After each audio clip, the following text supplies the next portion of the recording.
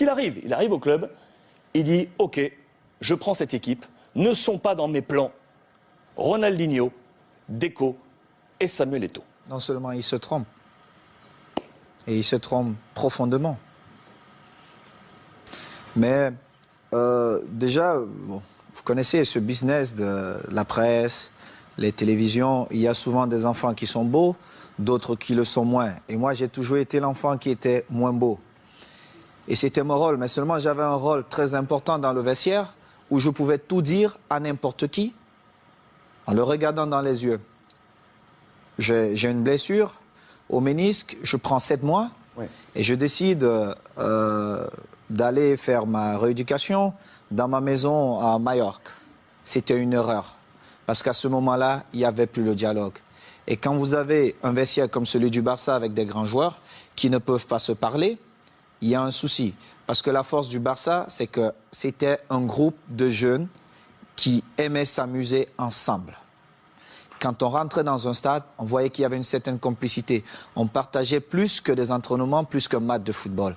On se retrouvait pour dîner, on se retrouvait pour danser, on se retrouvait, on avait nos petits secrets. Et tout ça, quand je reviens, était mort.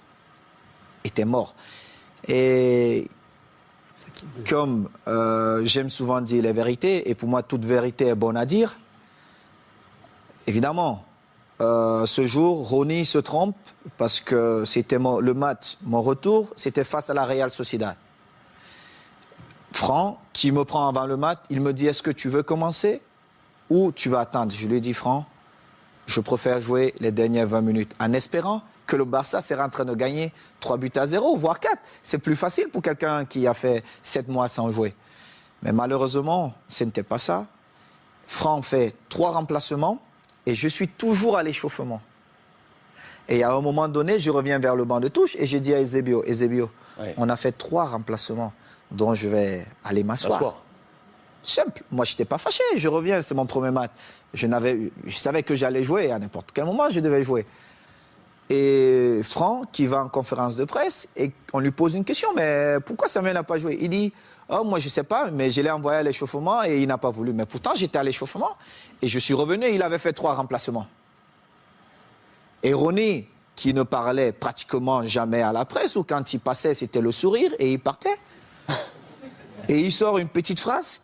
Moi, à ce moment-là, je me dis, mais est-ce que ce mec est normal?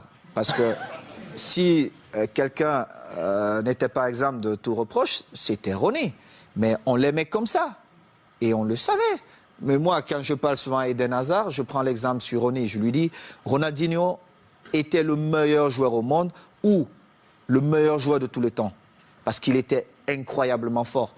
Mais seulement un joueur qui ne s'entraîne pas tous les jours, au bout d'un moment donné, ça paye cash.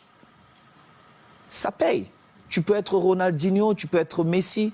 Si tu ne t'entraînes pas, monsieur Eden Hazard, au bout de 2 ans, on t'oublie. Et le football va tellement vite qu'il y aura un autre gamin qui va naître, qui sera encore plus fort.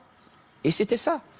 Et quand Ronny le dit, moi j'attends le lendemain, personne ne s'excuse. 2 jours après, personne ne s'excuse. Je dis, mais ils ne sont pas bien dans leur tête, eux. Et alors là, je monte au créneau et j'essaie de remettre de l'ordre. Mais seulement, comme j'étais le fils mal aimé de la presse, on a tout mis sur moi. Mais ils ont oublié de dire, en 2006, Ludovic Giuli est souvent là avec vous. Franck n'a pas parlé au vestiaire pendant la mi-temps, quand on perdait face à Arsenal. C'est moi qui ai tenu le discours. Moi, j'ai parlé. J'ai dit ce que je pensais à chacun d'eux. Quand on est revenu, on a vu un autre Barça.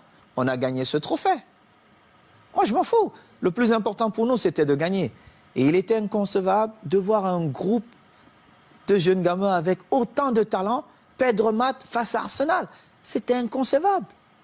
Et du coup, comment vous avez pris ce message quelques semaines plus tard, lorsque Guardiola qui arrive dit « Moi, Eto'o, Deco, Ronaldinho, c'est dehors ». Mais j'ai d'abord rappelé à Guardiola qui n'a jamais été un grand joueur. Il était un bon joueur. Et c'est vrai.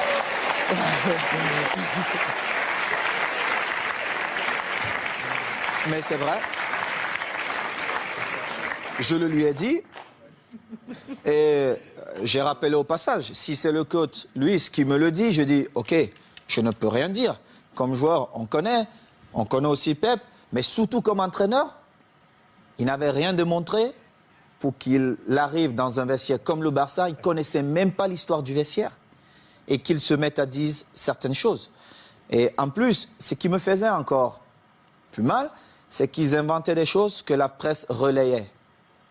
J'ai eu cette discussion avec lui et j'ai eu une très très belle offre pour aller jouer 6 mois en Ouzbékistan où on me payait 26 millions de dollars. Et dans son bureau, avec Tiki, il me dit « Oh Samuel, ça peut te faire du bien, vas-y. » Et je lui ai dit « Celui qui va te faire gagner, c'est Eto'o. Mais tu viendras me demander pardon. » Et je suis resté à ma place.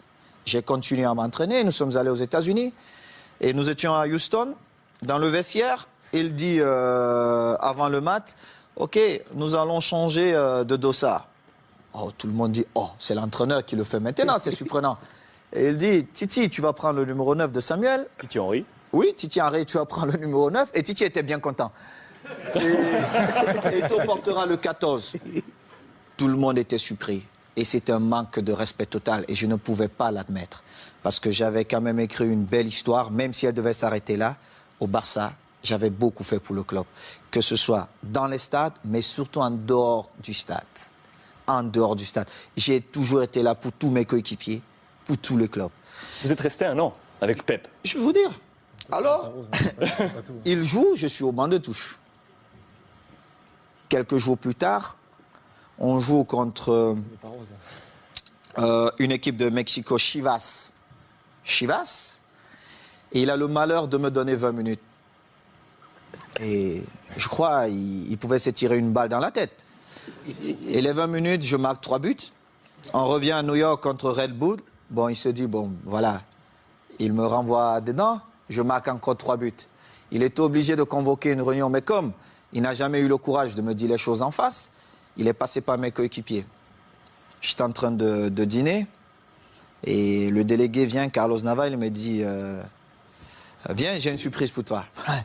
Moi, j'étais pressé. Je me disais peut-être c'est Beyoncé qui m'attendait.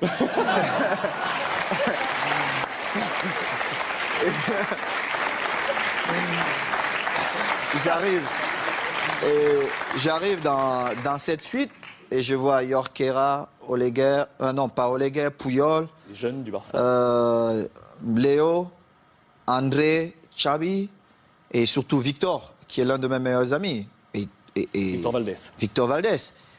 Et je vois Pep qui est au fond. Et mon visage change. Parce que j'étais très agressif quand je voyais Pep. Mon visage change. Il n'a pas parlé. Alors, Makina, Xavi, il prend la parole, il me dit, bon, négro, comme on te l'a toujours dit, on l'a manifesté, on veut que tu restes et il faut que tu trouves un terrain d'entente avec Pep.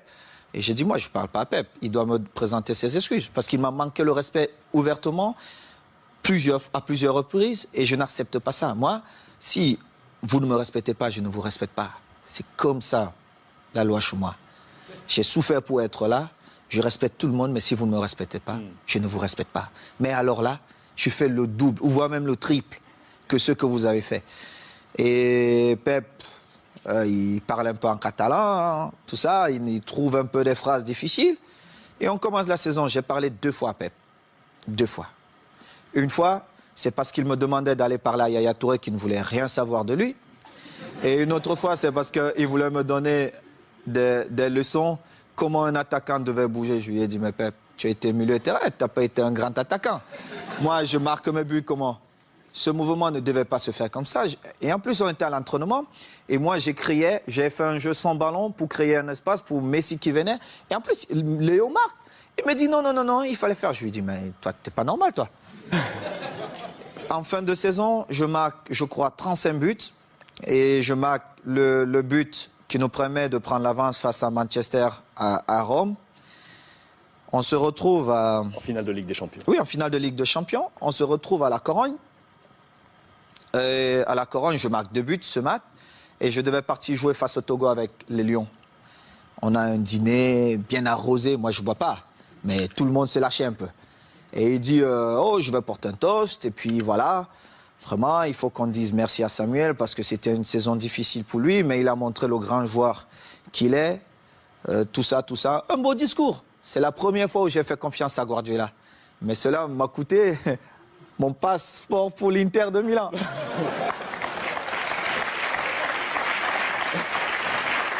Et du coup, quand vous l'avez croisé ensuite à l'Inter, parce que vous l'avez croisé, on a une belle photo de vous en Mais poignée de regardez main. mon visage.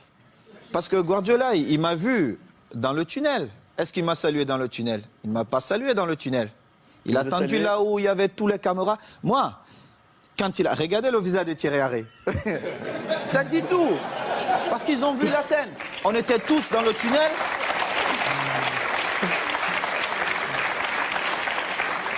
Regardez Léo Messi. Regardez le visage de Léo Messi. On était tous dans le tunnel. Il ne m'a pas salué. Il a attendu quand il y avait toutes les caméras pour venir me tendre la main. Évidemment, je ne pouvais pas refuser. Parce que le mal-aimé ou l'enfant détesté, on devait dire, ah, voilà, Samuel a encore fait des siennes.